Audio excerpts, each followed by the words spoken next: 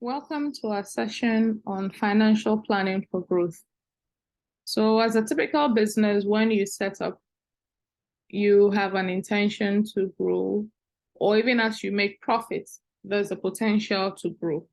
Now, it's important that for you to grow and grow sustainably, typically you need to plan for that growth. Planning for that growth means that you get to be aware of what is needed for you to be able to grow and sustain that growth. And so that is what brings us to the concept of financial planning for growth. In essence, how do we plan for growth?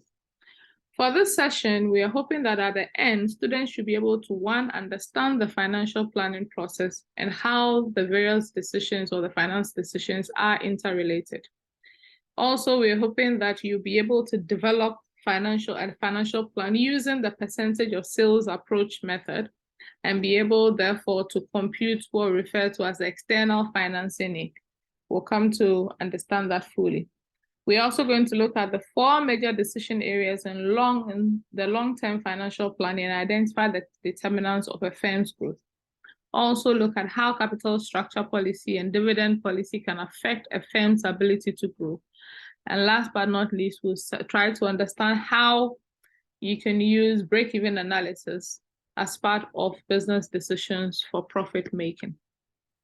So we're going to look at the financial planning process, the models, the external financing, and then we're going to look at break-even analysis. So let's look at the financial planning process. Typically, when we talk of financial planning, we are looking at the process where we determine the company's financial needs or goals for the future and how to achieve them. So let's say we have a business, and then for the last year, so let's say we come to the end of the year 2023. As we get to the end of the year 2023, we need to come up with how we are going to navigate 2024. And that means we actually will come up with what we refer to as our intended growth trajectory. Do we want to grow sales by 10%, 20%, 50%, whatever? Usually this intended growth will somehow be informed by previous growth patterns. In that sense, you also got to be realistic. You do not go ahead and just pick a growth expectation that has no bearing whatsoever on what is realistic for the business. Now, once you determine the growth expectation or the quantum of growth you want to undertake in the next season, so let's say for the year 2024, we want to grow by 20% more than our growth for the year 2023. The next question we then have to ask ourselves, what would it require us to do?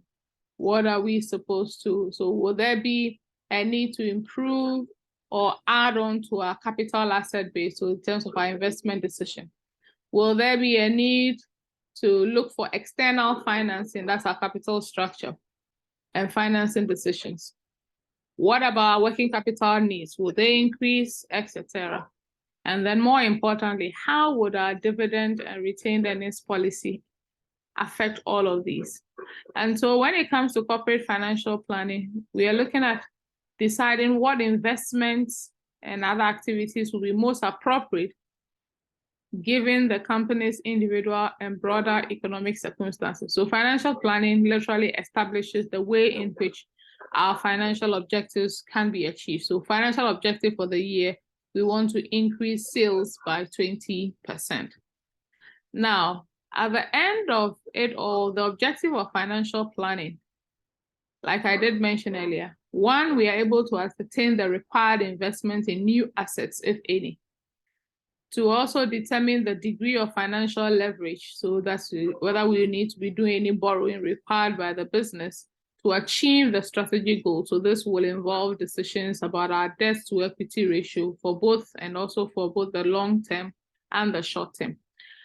Question is, do we need to, so it would also help us to determine cash that can be paid to shareholders in view of the growth agenda. So like I mentioned, our dividend policy issue, should we pay out all of it as dividend?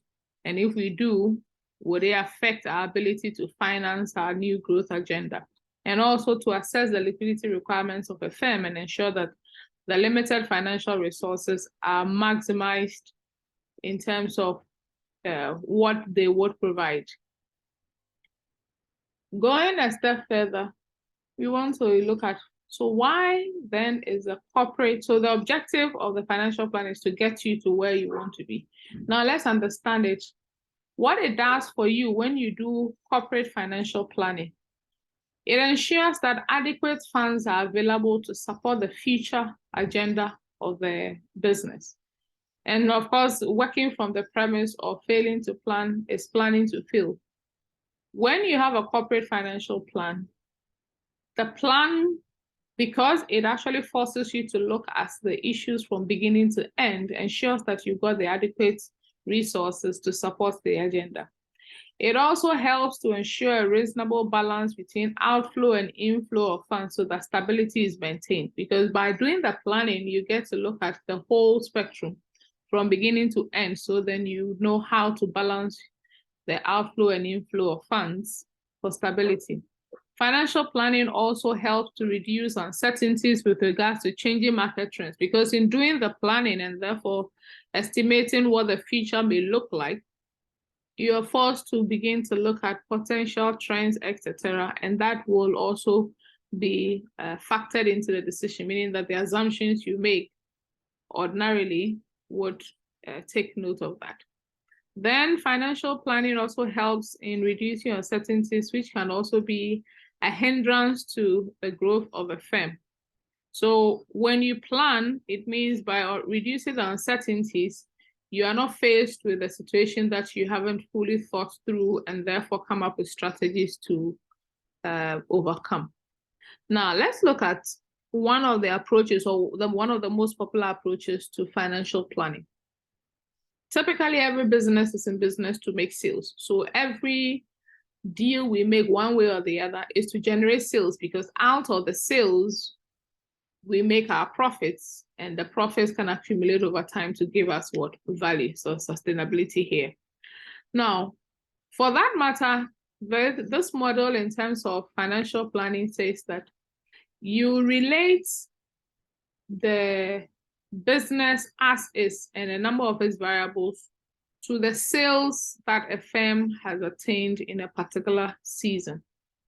Now, this is working on the assumption that there's a certain pattern that can be identified between the sales volume of a business and elements like its cost of goods sold, its depreciation, its earnings before interest and taxes sometimes, and all of that. And it's even its profitability level. So net profit margin is a particular pattern. Also, this approach assumes that there's a certain relationship between the assets of a firm and the sales that it generates. And for that matter, when sales values change, we expect that these assets typically will change to reflect the growth in sales. For example, if a firm has a habit of keeping a certain amount of cash, this approach assumes that this cash can be mapped in a way or can be linked to sales in a manner that gives you a certain ratio. So it means that year in, year out, for example, sales cash will be about 10% of sales, for example. And so this is an average that may have been developed over the years. So if you look at it critically, what it is trying to say is that, for example, its cash, so firm Q has its cash about 10% of sales year in, year out. So it doesn't matter what the new sales quota is. The assumption or the expectation is that for that year, the cash balances you keep will be somewhere around 10% of whatever the sales, because then that is what over time has been established as the cash required for business to go on. And so we have also issues like inventory, accounts receivable, and accounts payable, net income, cost, like I mentioned earlier. These are seen to be a percentage of sales revenue. So then these historical expenses or expense percentages are then applied to the forecasted sales level in the next or estimated budget period. So that's how the percentage of sales approach works. So what it means is that for you to go through this, we normally will end up doing what we call a pro forma set of financial statements, meaning that these are estimates. So like I was saying in the example earlier, we have finished the year 2023 or about finishing. What is our plan for 2024? So the typical thing would be, okay, let's start by seeing if there's any relationship between what we normally call our sales and what we call sales-driven accounts. Sales-driven accounts are accounts that move spontaneously with sales. Typically, you can't sell more without more inventory, typically. And if you are in a habit of always giving, let's say, 50% upfront for your customers and 50% to be paid later, it means that when we look at your accounts receivable, we're going to see a particular pattern. And we are saying that that pattern sort of maps with sales. So when we know next year's sales, we can even proxy how much receivables you are likely to generate. So once we're able to estimate the typical relationship between the revenue and the sales-driven accounts, then we also can decide to estimate what we call fixed burdens, sometimes such as interest rates and taxes. Now, the heart of this all is also the determination of estimated revenues, or we forecast revenues for the next season, because that is what will then tell us what our typical financial statements will be looking like in the next season. So once we already know our typical sales-driven accounts, and now we have our forecast revenues, then we can link these sales-driven accounts to the forecasted revenues to be able to come up with a new income statement and balance sheet, for example, for the incoming year or the incoming period for which we are planning. And then, yes, we can estimate our fixed burdens. And then what we can end up doing is we put everything together, and then we're going to construct the income statement and balance sheet. So there are some issues that we should note here, even as we do financial planning. There are some items that vary directly with sales and that you can take, but there are others too that do not. Now, when it comes to the income statement, costs typically vary directly with sales. And so in this case, it makes profit margin almost constant. Depreciation interest expense may not vary directly with sales. But if this happens to be the case, then the profit margin is not constant. Now, depreciation, because depreciation is based on the assets base of the institution or the firm in question. So based on the depreciation approach being used, you cannot always find a direct relationship because it's all about the approach they're using for depreciation. Interest expense is also typically based on the debt facility that an institution may have. And so it may not necessarily be, so the firm could actually grow its sales without borrowing more. What it means is that the interest expense for the incoming season for which it is planning will still be what it paid last year. And so those are issues. Now, dividends are also a management decision, and a decision normally do not vary directly with sales. It's about the decision, and so whatever decision is taken on dividend will ultimately affect the retained earnings, because remember that dividends are paid from net profit, and retained earnings is whatever is left of net profit after dividends have been paid out. So if in a particular year a firm decides not to pay any dividends, it means retained earnings will be the entire net profit amount. In a season, if the same firm decides that though they are growing, they are going to pay out everything as dividends, it means retained earnings is going to be quite small, and that means that equity, which is the ultimate, would not necessarily grow. Now, in terms of the balance sheet, the assumption is that all assets typically, and including fixed assets, vary directly with sales. It means that asset growth. And this is also on the assumption that for the first round, we're going to assume that capacity of sales is also at 100%, but we'll make adjustments for that as we go on.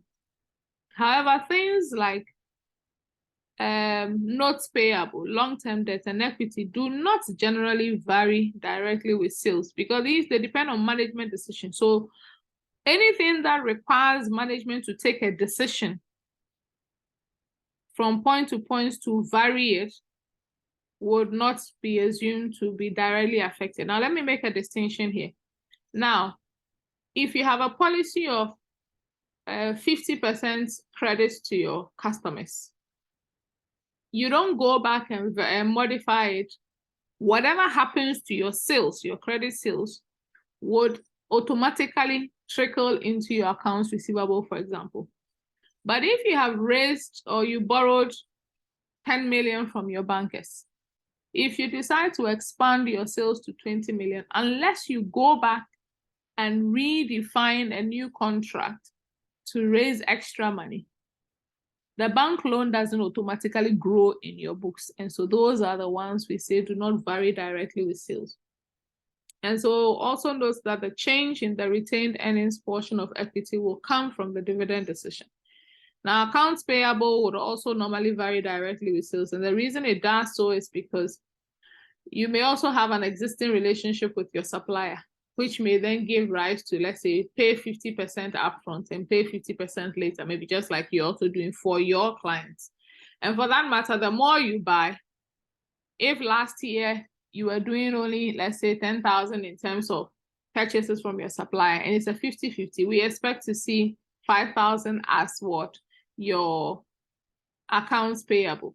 Now, if this year you move up to 30,000 in terms of supply from your dealers, 50% of that value will be 15,000. So immediately, just by deciding to sell more, the accounts payable has just automatically also adjusted itself to reflect that. And so these are some of the issues that are worth noting. So the percentage of sales approach will then generate a set of pro forma, what we call forecasted balance sheet and income statement for the firm. And so then what you as an analyst would do would look at what happens to you normally would project what happens to the firm's account over time. And that will help you to arrive at the firm's external financing needs for a particular period. Now, this area is very important because what it then means is that there are times when, if you were to go by the typical balance sheet equation, assets will grow. And assets must be funded by liabilities plus equity. But then you realize clearly that there may be a case where the liabilities, not all of them will vary directly with sales. And also equity, not everything about equity, including dividend and retained earnings, may not necessarily vary directly with sales. What that means is that there could be an imbalance in that particular equation. So that could result in needing to inject extra capital, either by raising equity, by raising debt, or however it is. So now let's go through the steps of the percentage of sales approach, which I would like to put here. Now, first and foremost, what you normally would do would be to express the balance sheet items that vary directly with sales as a percentage of sales. So for example, if we have the case of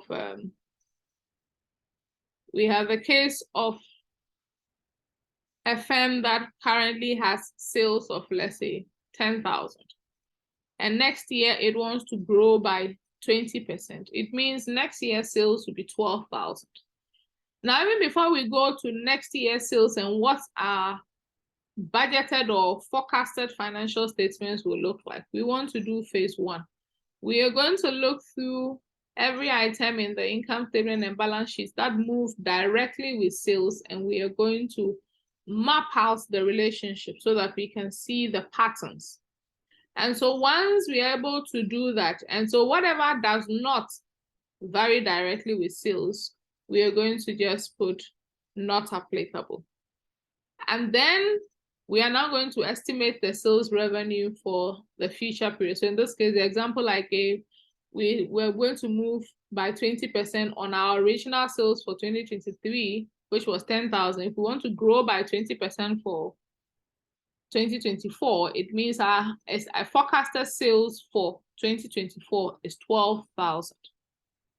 Then now what we are going to do now is, having identified an existing pattern between sales and balance sheet items, for example, we are going to now multiply the percentages identified in step 1 by the projected sales for the next season, so that it tells us how much we will be needing, or how much our balance sheet will be displaying for the season of 12,000 sales. And we would have used a season of 10,000 sales, for example, to identify the pattern. And because we are assuming that that pattern stays constant, all things being equal, we are going to just roll it into the season. Now, once where no percentage applies, which I've mentioned, long-term debt, common stock, or retained earnings, we take the figures from the present balance sheet to the future period. Now, let me explain this. What it means here is that, for example, equity may not necessarily vary with sales, meaning the common stock. And so unless we have taken a management decision to issue more equity, the equity value in, let's say, 2023 will be the same equity value in 2024, barring any addition to retained earnings. Then we are now going to look at, do we have any retained earnings? If that is the case, then we are going to add retained earnings that will end up giving us total equity. And then now we are going to add up on the asset side, the new or the projected values. Then remember that this is the balance sheet equation. So the assets must equal in value to the projected liabilities and equity accounts. And once we do that, any shortfall that we find, meaning that assets are in excess of the liability. Remember that liabilities and equity is the funding side of the firm. It means that there's a deficit, and that deficit becomes our total external financing. That is required to ensure that the firm is in a position to run at its present operational levels, meaning that we need to have that balance. So now let's look at an example here. So this is what you're going to see in terms of the balance sheet for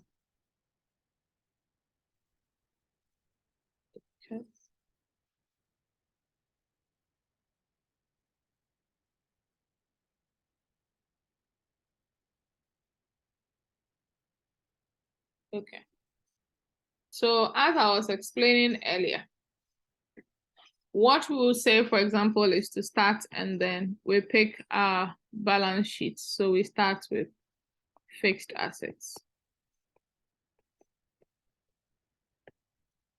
And then we have our current assets, which are made up of cash, receivables, and then inventory. And that together gives us total assets. On the financing side, we have to deal with the fact that we may have accounts payable. And then we could have notes payable. Then we have if we had accruals, yes, that one. So we could have accruals. Then we may have long-term debts or any other short-term debt for that matter, if any. So there may be notes payable and other forms of short-term debt. And then we have, so these are the liability side. Then we'll have equity, which is the common stock, typically. And then we may have retained earnings. Retained earnings.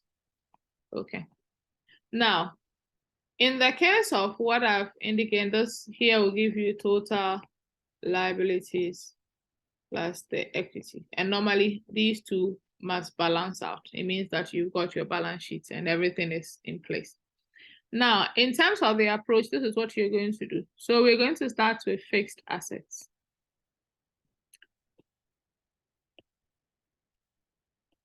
And so I'm going to show you something. So here I'm going to have this table. And then I have a fixed asset value for, let's say, 2023. Then I'm going to develop or compute the ratio that shows the pattern. And then I'm going to now do 2024, which is an estimate.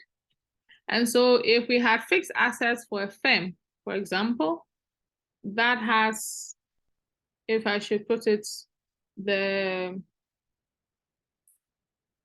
let's say, let me just put a hypothetical value here. So we had 20,000. Then current assets made up of cash, receivables, and inventory was also, let's say, 5,000,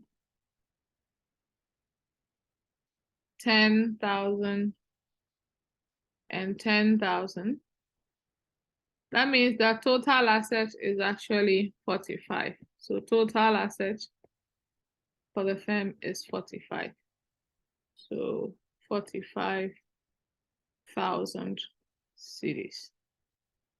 Now we'll come to, so this is the total assets. Then we can continue to the financing side and we can also create from the short-term liability. So I'll come to it. Now, what we'll do now is to find out what is the sales value for the year 2023, because that is the starting point. So assuming sales for the year 2023 was also 20,000, what we are going to then do is to say fixed assets of 2023 over sales of 2023 will give me a certain ratio. In this case, they are the same, 20 to 20. So I get 1. Then I'll come here. Cash is actually 5,000. So it means that normally I have 5,000 giving sales of 20,000. That comes down to 0.25. So that's about a quarter. So that means that at any point in time, I typically will keep about 25% of my sales value as cash. When I do accounts receivable, it's 10 over 20. So I end up with what, 0.5. And then inventory is also 0.5. So it means that you follow through. So that's 10 over 20. And the same. Now, what it means in reality is that I have 1, 2, and 2.25, meaning that roughly speaking, my asset variation to sales is around 2.25, meaning that my total assets is typically around 2.25 of my sales value in any particular year. Then, of course, I'll go through the liability side as well, and then do the computation. So remember that this was 45. So it means that on my liability side, I should also arrive at 45. So I can have accounts payable. And maybe that one is 10,000. Then maybe I have notes payable. That one too is another 10,000. Maybe I have accruals. That one is 5,000. Then maybe I have some long-term debt. Then that one is maybe another 10,000. And then I have equity. That's common stock. I have another 10,000. Now, total, I am hitting by 45,000. See that here for now, it appears that the firm doesn't have any retained earnings. So if we were to even capture that, it's actually a zero. So it's not really something we want to bother capturing. Now let's go on to the point of determining the ratio. Now, accounts payable, we are told, varies in a proportionate manner to sales. So the year sales is actually 20,000. So 10,000 over 20,000, that's 0.5. Another 10,000, but then here we stop. It's supposed to be 10,000, but we are told notes payable are actually agreements. And so there's no way that notes payable would automatically increase just because sales has increased. So for that one, we put not applicable, meaning that it doesn't do a spontaneous adjustment to sales. Accruals, we could say yes, it could be wages and salaries, etc. So here, accruals may be about 0.25. Long-term debt is also not something that will just move unless a management decision is taken to borrow more. Other than that, we can assume that if all stays the same at the same operational level, then this is actually also not applicable. Equity, we must definitely issue shares to be able to raise more. And so that one is also not applicable. When it comes to retained earnings, it is not applicable, but I would recommend that you put an asterisk. It is not applicable, but it can actually change based on one or two parameters. So it will not necessarily stay fixed unless dividend is 100%. In that case, retained earnings will not vary at all. And so if it was zero, it will come back to zero. But if dividend payments is less than 100%, it means retained earnings can vary. So now let's go back to the estimation phase. So this is the planning, the plan that we want to come up with. So if total sales for the year 2023 was actually 20,000, and we even want to grow by 20%, all we're going to do is to say 20,000 times 1.2 to give us our 20%. And that takes us to somewhere in the region of 24,000. Now, this is what we are now going to say and assume that given the relationship that we have identified from the computation of the ratios, we can easily estimate what it is. We realize that fixed assets and sales has a one-to-one mapping. So if sales for the year 2023 was 20,000, for that matter, fixed assets was 20,000, then it means that in the year that sales is 24,000, it means fixed assets will exhibit the same one-to-one mapping and therefore be 24,000.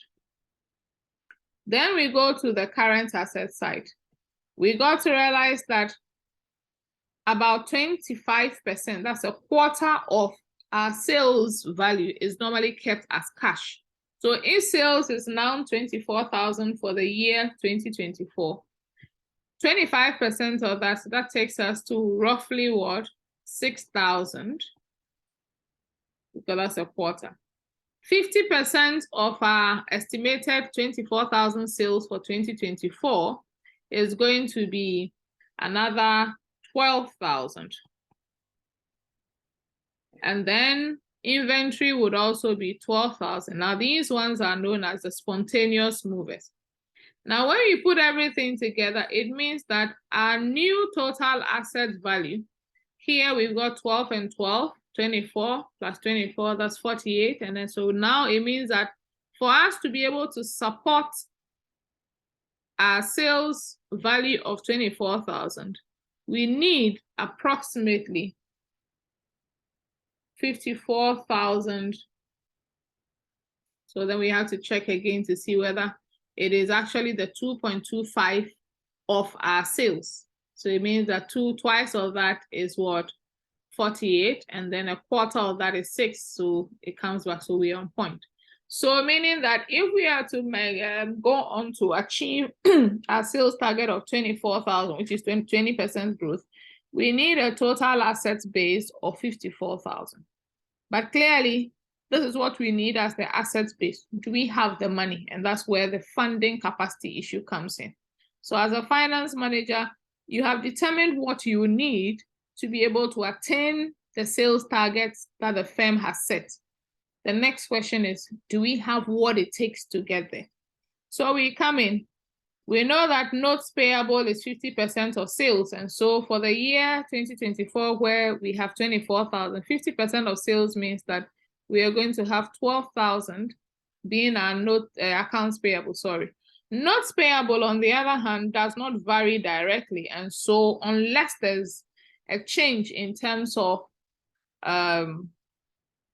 management decision to go and borrow more than the 10,000 we have, we mean that if the same principles hold, it means notes payable will still be 10,000. Accruals, which normally would have to do with sometimes deferred expenses, wages and salaries not yet paid, and is related directly to business operations. The assumption is that it's about 25%, and so that one means 6,000 in terms of deferred payments, which is like borrowed money. Long-term debt is not applicable, and so the value stays the same. Equity, not applicable, so the value stays the same.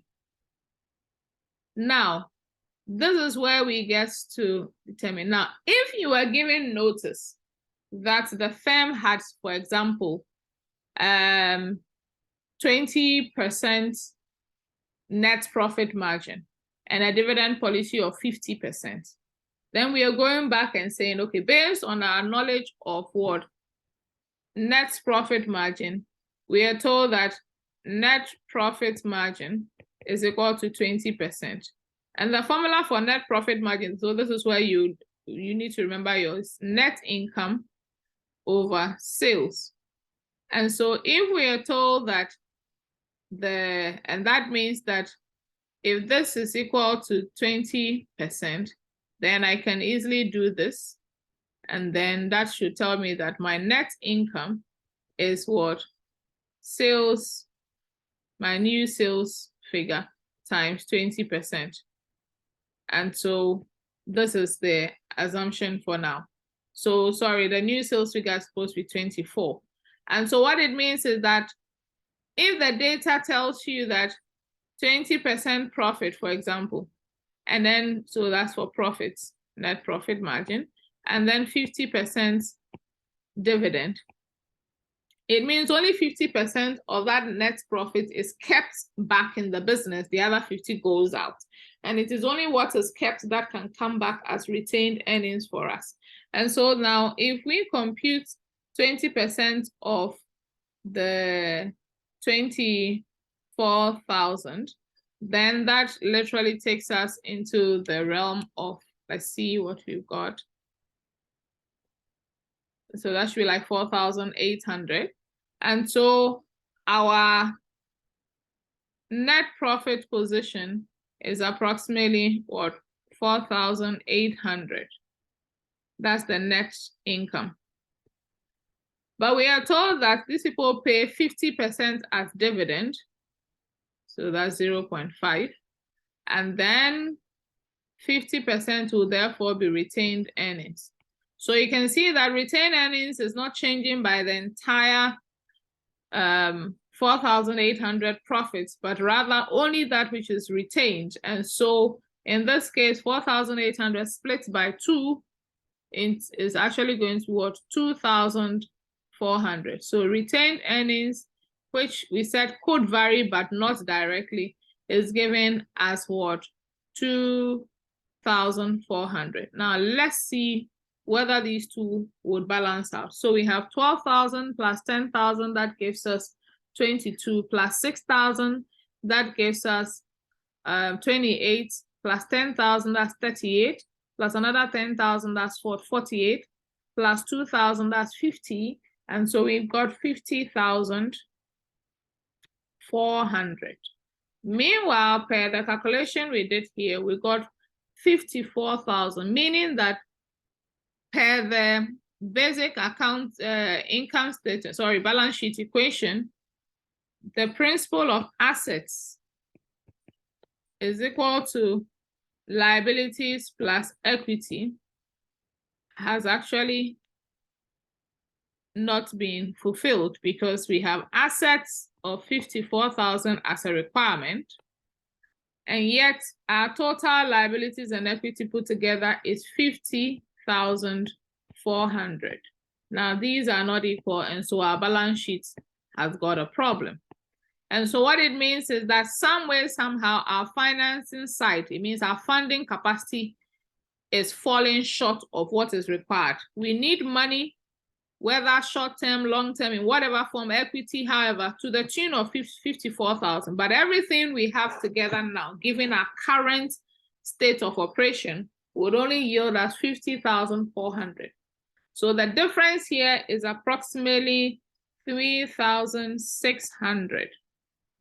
And so what it means is that for us to proceed to be able to generate our sales of 24,000 for the year 2024, we would need to, one way or the other, find an extra 3,600 to be able to balance our accounts to reflect 54,000 on both the asset side and the funding or the liability and equity side. And this is what we normally refer to as the additional financing need. So additional financing need. And then, so that's what we have, the additional financing need. Now, this is where, as a finance person, if you've done this kind of projection, you may be in a position to advise and say, oh, for example, if we have to go and borrow this 3,600, now this would actually be 3.6 million. Let's assume this is a big business. Or 36,000, it could be more than just 36. Let's say that we have the accounts are being in thousands. So the 54,000 I put down could be 54 million. And then your 50,400 could actually be 50,400,000.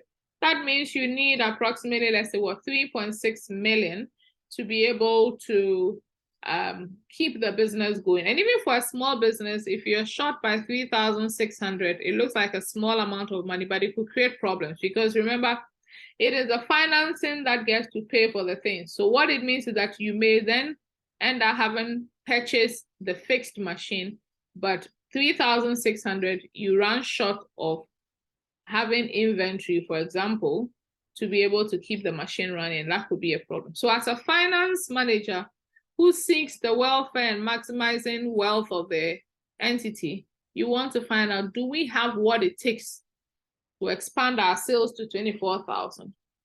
So sometimes what the decision point could be here is, if all you can ever get is your 50,400, then you need to scale back to a sales growth that allows your asset requirement to be exactly 50,400. If you can get the money, why not? Another thing you could decide to do then is to say that, okay, we were paying as much as 2,400 out as dividends. If, like the way we are currently in Ghana, where it's become very expensive to borrow, then the finance manager or the CFO could actually make a recommendation and say, instead of paying out dividends of 2,400 and keeping only 2,400, and then we have to go and look for a further 3,600. How about we don't pay any dividends at all? In which case, we can immediately shave off 2,400 from this needed 3,600, and the only amount we go and borrow will be what? 1,200. So that is on the assumption that we do 0 dividends. And so these are the decision points that are crucial for a business, because by making the right decision, what really then happens is that you're able to plan ahead of time and not get yourself into a mess. And so that's for the issue of the financial plan. Now, when you put that in perspective, then, so you can look at this example that we have here, you would realize that if this is the current year, which we refer to as year 0, the year ahead, the firm wants to grow by 5%. Having established the existing relationships between cost of goods sold, gross profit, selling, general and admin expenses, and other things, they are able to then come up with the estimates for the year ahead. And then you realize that after net income, they have a dividend payout ratio of 50%, which means they are paying out 91.5 million. Now, fast forward, when we put that into the financial statements in terms of the balance sheet, you realize that its current assets also adjust by the same relationship and back and forth. And so we realize that for the asset side, we have the value growing to 1680 from 160, and then current liability. So what you see happening is that in order to plug it in, so what you could see from here was the fact that this balance sheet has been readjusted. It has been readjusted to reflect the necessary changes that the firm already wants to attain. Because if you look at it closely, if we were to keep current liabilities at 250, and then we keep long-term, current liabilities can move on. So that one is actually a variable element. So that one goes to 2.62. But this stays at what? 400, because this long-term debt, which is not applicable. So here, this 20 here wouldn't have been, so we have 400. Common stock and paid-in capital would also stay. Now, treasury stock is what they have repurchased in terms of, but assuming that didn't happen, what you find happening is that, and then retained earnings, they added their 91.5 thereabout, and that is what brought it from 925. So with us, that you realize that there would have been a shortfall for nothing at all. The 20 will be missing, and then you take it from there. Now, in this case, they needed less than the 91. And so with the extra money, they decided to buy back some stock. And that is actually another thing that a firm can do. And sometimes they repurchase their own stocks off the market in order to reduce the supply of their stock, and that matter, make it more, should I say, a scarce commodity, and scarce commodities have a tendency to appreciate what in price. And so that's what you can actually do. So the decision then for you as a business finance director would be to decide, one, with the additional financing need that may be, should you borrow long-term? Should you borrow short-term? Or in some cases, if you want to go purely long-term, should you do debt? Should you do pure equity, or should you do preference shares? And that's another area that we're going to be looking at in due course. And so this is also another example where you have a firm that has, so this is a very simplified example. Total assets is 1,000. And the debt to equity is 400 and 600. And so this is also a very simplified financial statement. Revenues, less cost, and then they have net income of 400. Now, this is the data as at 2016, very basic. Now, assuming they want to grow by a certain quantum for the year 2017, in which case they are planning ahead for 2017, they expect that their revenue should grow by 15%. It means we're going to take the 2016 data, and then we're going to grow it by 15%. That gives us 2,300. Typical sale costs for businesses will also vary accordingly. So having identified the relation between cost and revenue from the 2016 data, we can easily determine the cost implication for 2017 estimation. And then that tells us that we are likely to take home a net income of what? 460. Now, if we've been able to map a relationship between, let's say here, our total assets and sales. So if you look at total assets, that's 1,000, and sales was what? 2,000 for 2016. It means typically sales is twice total assets. And then we know that debt doesn't vary easily, and equity also doesn't vary. So then when we get to the case of the 15% growth, which would also materialize in the sense that if we are doing half of our sales value, remember that we are doing, if the previous slide showed that the total asset is 1,000 and then sales for that year is 2,000, it means assets over sales for 2016 is 0.5, meaning that when we pick our new sales value of 2,300, 0.5 will yield or give us our total assets.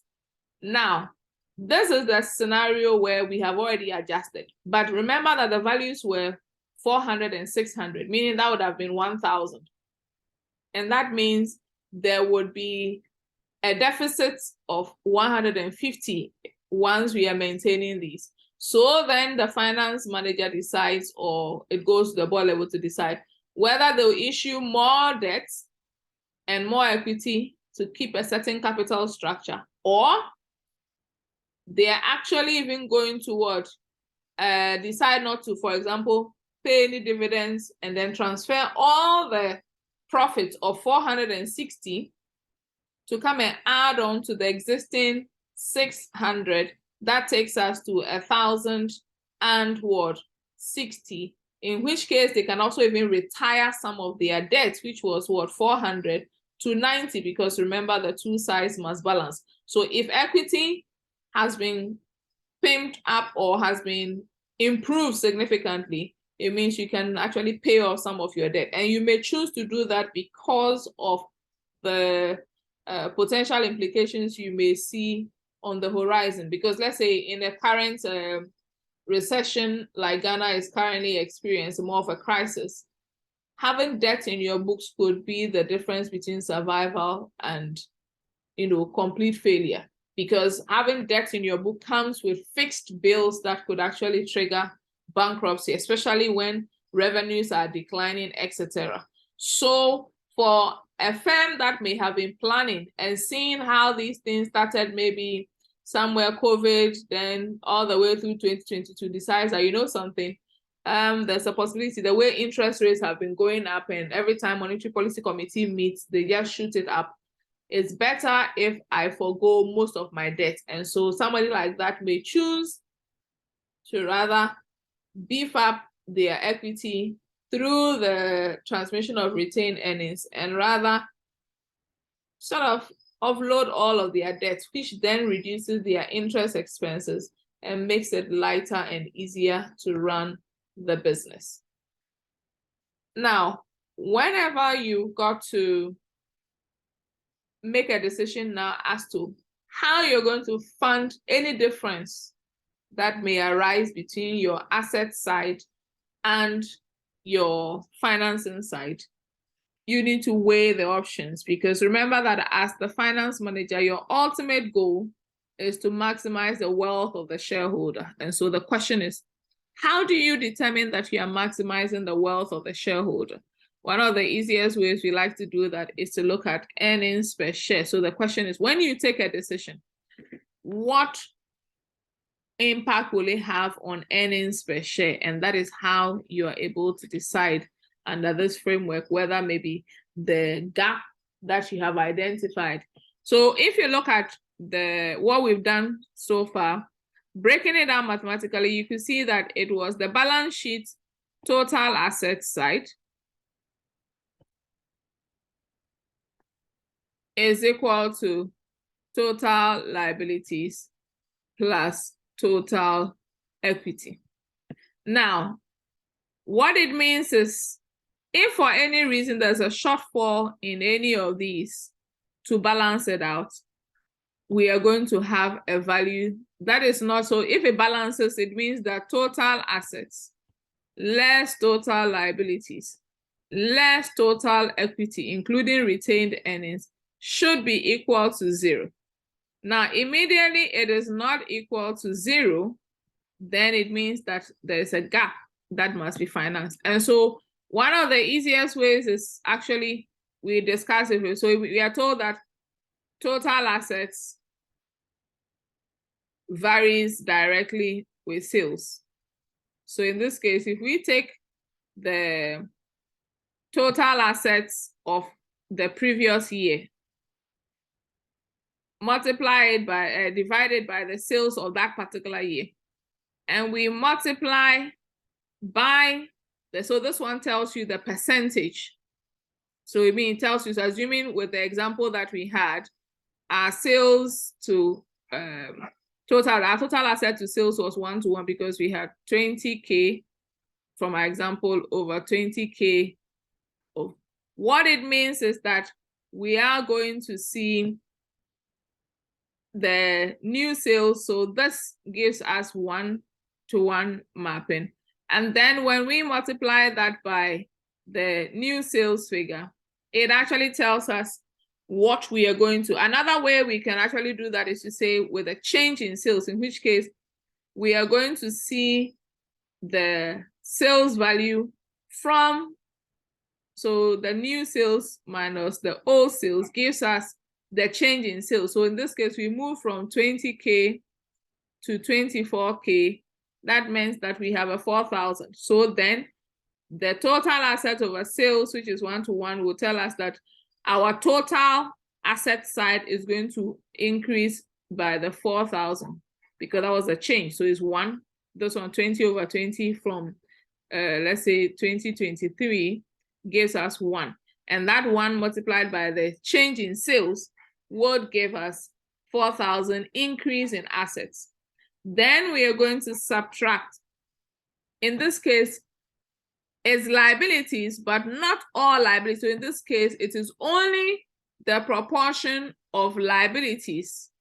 So the percentage of liabilities, total liabilities, that change as a result of sales, also multiplied by the change in sales, will tell us the accounts payable and whatnot that change. So that one too, if we come back to this place, what it really means is that we're going to do something like a 0.5 only that changes. In fact, sorry, no, 0.5 and 0.25. So that's roughly a 0.75 compared to a total asset framework of what?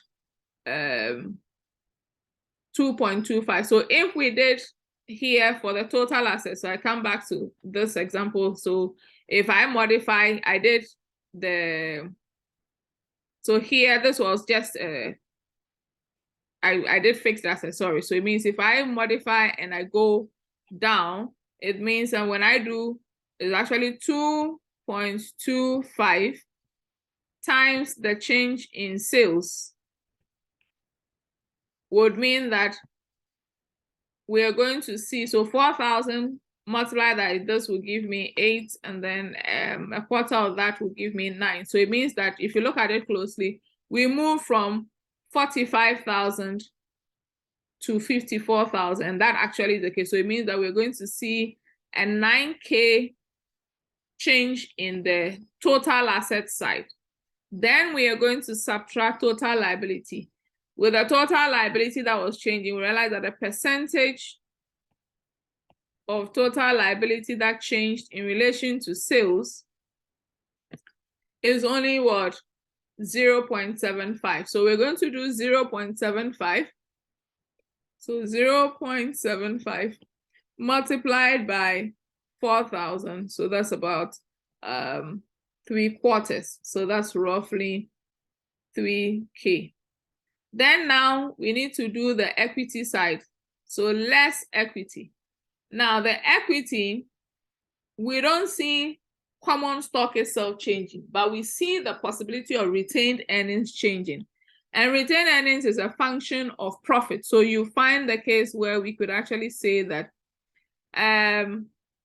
net profit margin. So it means that the profit percentage multiplied by our new sales figure of 24,000 will give us net profit. Then we are going to subtract dividends, if any, to now give us retained earnings. So the profit percentage that the firm is used to having multiplied by their new sales figure, or the projected sales figure, will give us net profit. And we know that if dividend payment is 0, it means all of this, all of the net profit, because once it's 0, this will be 1. So it means all of it becomes retained earnings. But if dividend payments or dividend payouts is not 0, then it means that it will be taken out, and it's only that which is left which goes to add on to the equity side in terms of retained earnings. So once we are able to do that, so when we remember, it says what? 20%. So 0.2 times the new sales figure of 24K would actually give rise to what? 4,800. And then we're told dividend policy is 50%, so 0.5. It means that we only end up with 2,400. So if that means the case, what it means is that these are total assets, less liability, less addition to equity. So 9,000 minus 3,000, that gives us what? 6,000 minus 2,004, which is 2.4 here, gives us 3.6. That's roughly 3,600 as we calculated from the graphic, the tabular format. So in a sense, you could easily say that percentage of total assets that moves in relation to sales multiplied by the nominal change in sales from year 1 to year 2, less, so this becomes total asset, less percentage of total liabilities that vary in relation to sales multiplied by the change in sales, less, in this case, our profits. So I'm going to, our profits margin on the sales value itself. So no, in this one, not change in sales, but the sales value itself. Then less, I wish I could move it, less the dividend payments, if any, will tell us. So we're going to here see this would capture the balance sheet equation, change in total assets, less change in spontaneous total liabilities, less change in equity, will tell us if it is not equal to 0, then there is an additional financing need. And that is where you, as the finance manager, you must make proposals to the board as to whether this gap, which is needed in terms of financing, should be financed with equity, with debt, or with preference equity. And all of that also, you have to weigh the implications for shareholder wealth maximization. Now, these are very critical. Now, it's important that you know that this is relevant because failure to do something like this or to test it out and to see whether or not you got the financial muscle to see it through could be that you might actually have some of the money. So if you look at the gap here, you need 54,000. Yet by the time you are done, you actually have only what? So here you need 54,000, but you're left with 50,000. So that's 3,600. It could very well mean that it means you only have money that can support. So here you could fall short on cash. So cash could be short by 3,600, or inventory would be short by 3,600, or you are unable to provide your customers with credit, and that could actually also affect sales. So it becomes a dicey issue. So failing to plan along these lines and utilizing existing data about your operational performance could very well mean the difference between failure and success. Now, there are times when the assumption is made that the firm could be operating at less than 100 or full capacity. When that scenario comes in, what it means is that though we have the assets, fixed assets as the case may be, we are not utilizing its fullest capacity, meaning that it can support more sales than we are currently, should I say, extracting. So what we then do is to adjust and say, okay, if it's operating at 90% capacity, what would 100% capacity sales be? So if our sales, for example, was originally 20,000, and we are told that our fixed assets is only operating at 90% capacity, the case is then if more, let's divide. So in that case, you're going to have 90% dividing this and telling us, therefore, that this total asset base of which is currently operating at 90%, can actually yield more sales value than the 20,000. Now, once we are able to calculate that, then we can go a step further and say it means that we may not necessarily need to add on in totality more assets because we actually have 10% unused capacity, which we can deploy before topping up. So in the first instance, the example I gave earlier, it means we are operating at full capacity, meaning that in order to expand sales, we must add on new assets.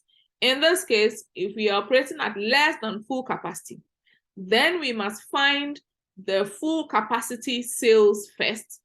And then we now look at, okay, so what's the gap then between? So we're going to now use the revised sales as the denominator to actually now determine by how much more assets should grow to support, or by now how much more fixed asset, for example, should grow to support the new sales agenda. And so that's the aspect that you need. And for that, I'll leave for you as an assignment and also during your tutorials to source that out. And so that for today brings us to the end of the session. So for the example that you were given in class, there are assumptions that the firm seeks to expand the sales by 20%. Another assumption here is that its depreciation varies directly with sales. So those are two issues you should take note of even as you try then to develop the pro forma financial statements and determine whether or not the firm will have a need for additional financing given the existing operational parameters. So that's for the assignments that you are to do and hand in. So thank you, and then we meet again in our next session.